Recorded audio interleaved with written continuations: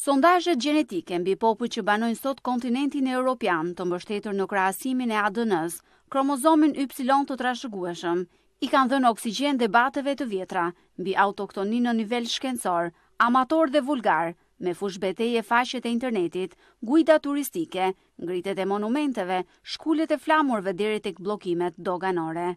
Me që këto fenomene janë si fshat e zanat, shtëpi e tabihat, në lagjën tonë ballkanike, Instituti Gjenetikës IGNEA në Zvicër paraqiti në vitin 2002 një pasqyrë në përqindje të përbërjes gjenetike të popujve ballkanik, sipas analizave të ADN-s. Më poshtë ndjekim tabelat.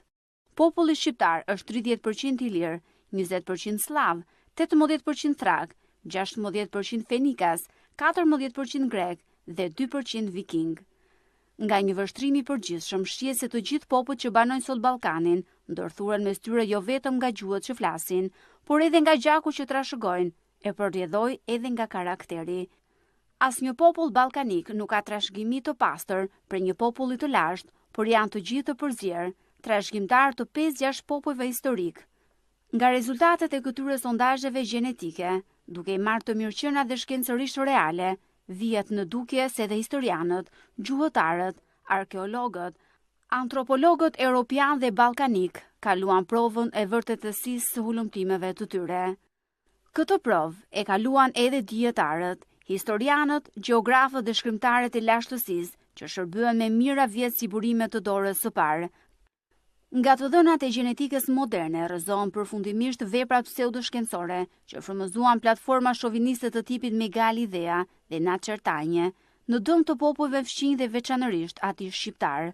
Vërtetohet edhe njëherë saktësia e kolosit shqiptar të gjuhësisë indo-europiane, Eshrem Çabej, dhe rrëzohen nga Froni Vajgandi, Beloku, Shtad Mülleri, Ugolini dhe dhjetra studiues halucinant që i sjellin shqiptarët në trojët e tyre nga Kaukazi, nga Bullgaria, nga Rumania e nga Sicilia në kohë të mesjetës. Ky dokument biogjenetik vërteton autoktoninë e shqiptarëve në trojët e tyre që prej 3500 vjetësh. Çabej kur nuk ka konkluduar për trashëgiminë e pastër ilire të shqiptarëve të sotëm, por ka theksuar autoktoninë në trojet ku jetojnë sot. Në rafsh ballkanik vjet re prania e komponentit ilir në të gjithë popujt ballkanik pa përjashtim.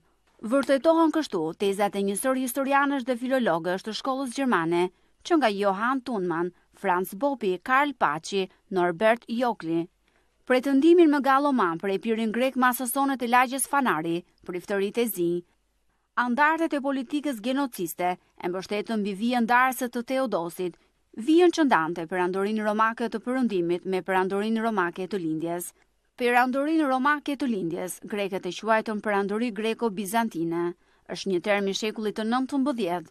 Autoriteti më i madh i bizantologjisë, autori i historisë së perandorisë bizantine, pedagogu i Universitetit të Beogradit, Georg Ostrogorski, shprehet edhe vetë perandor të romak të lindjes deri tek perandori i fundit Konstantini 11 e quanin vetëm perandor romak dhe nuk e dinin që një ditë do të quheshin greko-bizantin.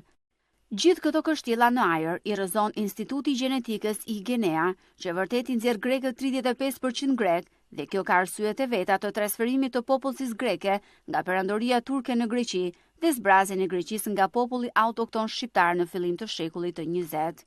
Populli sotëm grek nuk është pasardhës i periudhëve të lashtë, grekët e sotëm nuk janë pasardhës të maqedonasve të lashtë, ata kanë vetëm 4% gjak maqedonas, nga ana tjetër janë 20% slav.